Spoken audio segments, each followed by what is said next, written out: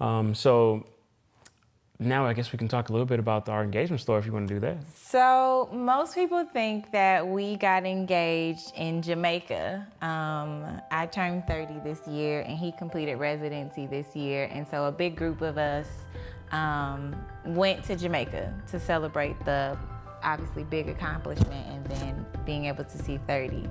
What people don't know actually is I, along with 4 of my cousins, was on Family Feud.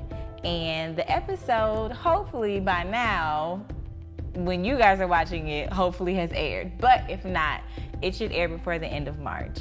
But he was very sneaky and actually proposed to me on Family Feud. It took a lot of work.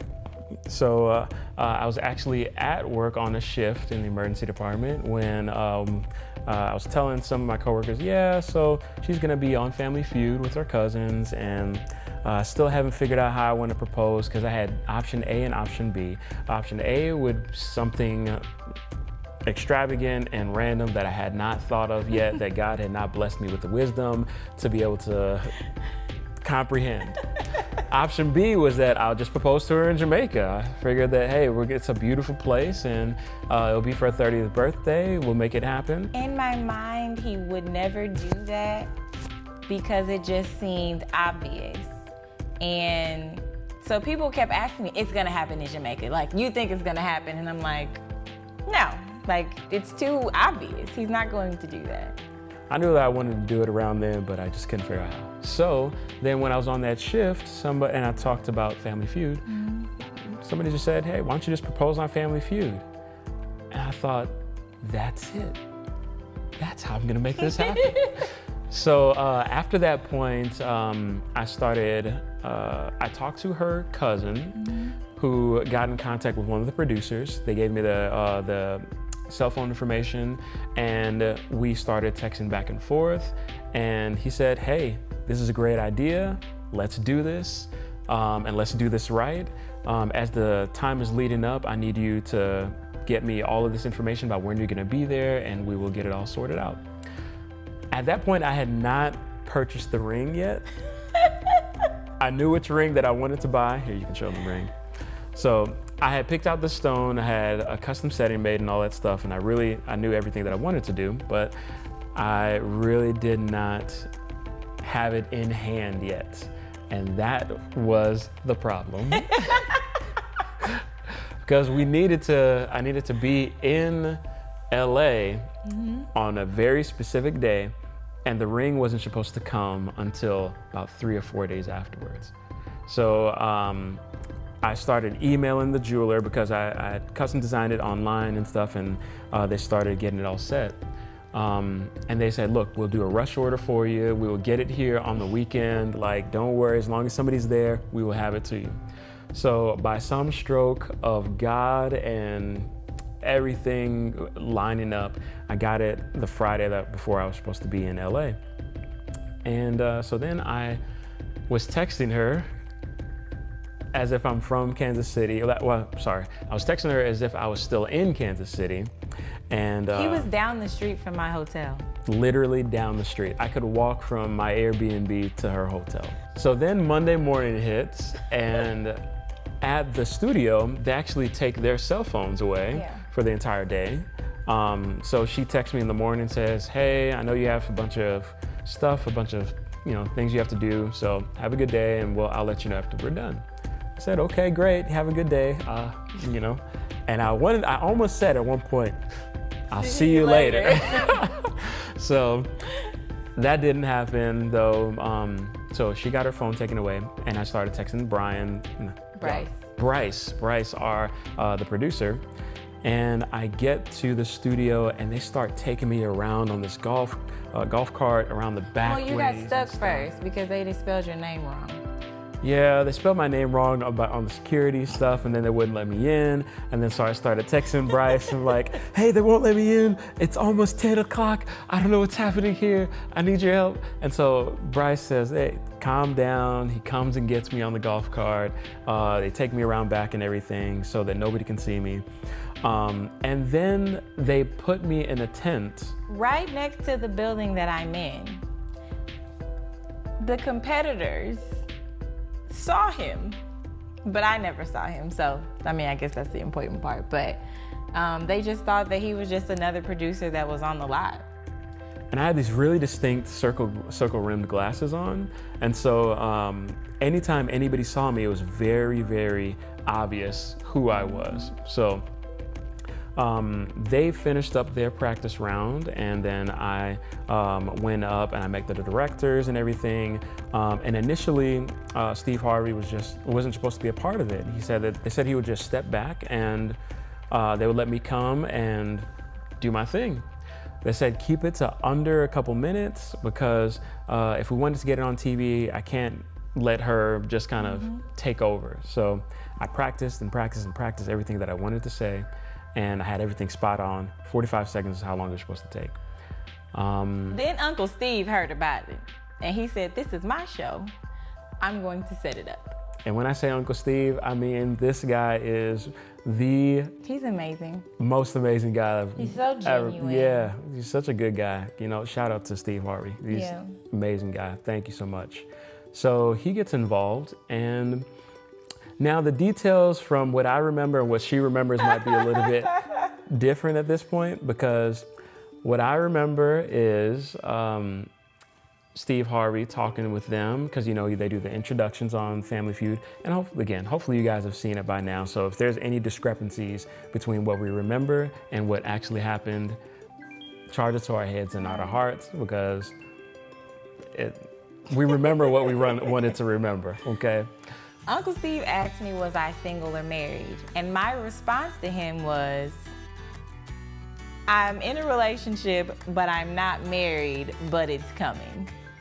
Mind you, I don't know it's coming. I had no idea. So he said, what do you mean it's coming? And I said, well, I mean, I know that it's going to happen.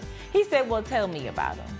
Now, in our relationship, like, we just don't like blatantly come out and tell people, oh yeah, like he's a doctor. Like that's just not what we do. And so I'm giving very fluffy answers. Oh, well, he's just like my dream. And my cousin, who's a competitor, shouts out, he's a doctor, Steve. And so Steve Harvey goes, oh, now we're getting somewhere. So I tell him, you know, he works in the emergency department. He asked me what I did. He said, okay, y'all have a dual income. Okay, that's amazing. Now, mind you, it's a perfect setup because he's asked another one of my cousins if he was single or married. So it wasn't as if I suspected anything. And so he said, women just think that they know everything. Come on around here. So he brings me from around the podium. And so we're walking into the middle. Now, mind you, I'm trying to make good TV because, you know, making YouTube for Family Feud is like the goal. And so I'm really engaged in the conversation I am having with Steve Harvey. I'm very engaged in it. Apparently, everybody in the audience could see him and he could see me over Steve Harvey's shoulders. The only person that didn't see him was me. So Steve Harvey says, well, you women just think they know everything. Bet you didn't know this. And he steps back and out walks Tim, and I lose it. Yeah, that was a great moment. When I say that's the best moment, the look on your face, that was one of the best moments, best memories that I ever have. Right, that was amazing. That was really special. Yeah. So she goes crazy. She starts crying, and I'm just thinking in my head, don't leave this spot, because they told me where to go on the stage, because if they pull me off center, that like it would be horrible TV. It's not going to work. So I'm just standing there, like waiting for her to take my hand, and like she's crying and stuff going around, and so Steve Harvey has to go grab her, and then bring her toward me. So then I take her hand, I give my spiel and everything. This is the part that I remember vividly. 2 years ago on this day, we were jumping out of an airplane, and I say, "We did!" I also say, "You lied to me," because he did lie to me. I did lie. He told me he was in Kansas City. He wasn't in Kansas City. I was next door. He was next door. Yep. So I tell her, so we did jump out of the plane 2 years ago, and I said that she's been lighting up my life since that moment, and I was just hoping that you would do me the honor of lighting up my life for the rest of my life. You said that? Yes, I did. I don't remember that. Mm-hmm. And I got down on one knee, and I said, "Will you marry me?"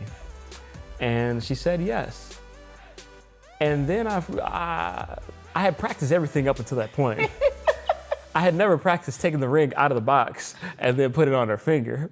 And so then I kind of froze. I was like, okay, I guess I'll take the ring out and stuff, put it on. And so I always wanted to put it on like the right way. And I think that I might have put it on wrong on TV. So there's not a right or wrong way, but he wanted from everyone else's perspective that because it is a heart. And I saw the heart, and that was all that mattered. However, I did not see the ring when you put it on my finger. Mm-hmm. Mind you guys, this happens before I taped my episode. I now have to go back and play the game after all of this emotional hoopla. So I walk back over to the podium, I put my hands down, I look down and say, "Oh my God." Yeah. I was in shock. So that happened. But Jamaica was a perfect cover-up because everyone just automatically assumed that we got engaged in Jamaica. Mm-hmm. And for me, it was the best moment that I could have had. Like I was able to do everything that I wanted for her. I knew that she would appreciate something like that, because she's amazing. And that's it. And so I really wanted to be able to show her and be able to tell the world, like, hey, y'all, she's amazing and she's mine. Well, not like forever. Yeah. Okay. Well, good. almost. I didn't know if I was allowed to say that. You can say that. Okay, she's mine forever. Almost. Yeah. So there we go. No, you stuck with me until the grave. Until the grave. Okay. I'm cool with that. All right, good. So since then, we've just been getting ready, wedding planning and all that stuff, and.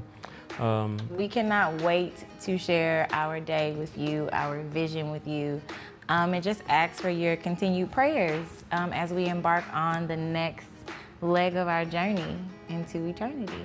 It's gonna be great. It's been great so far. It'll be great forever.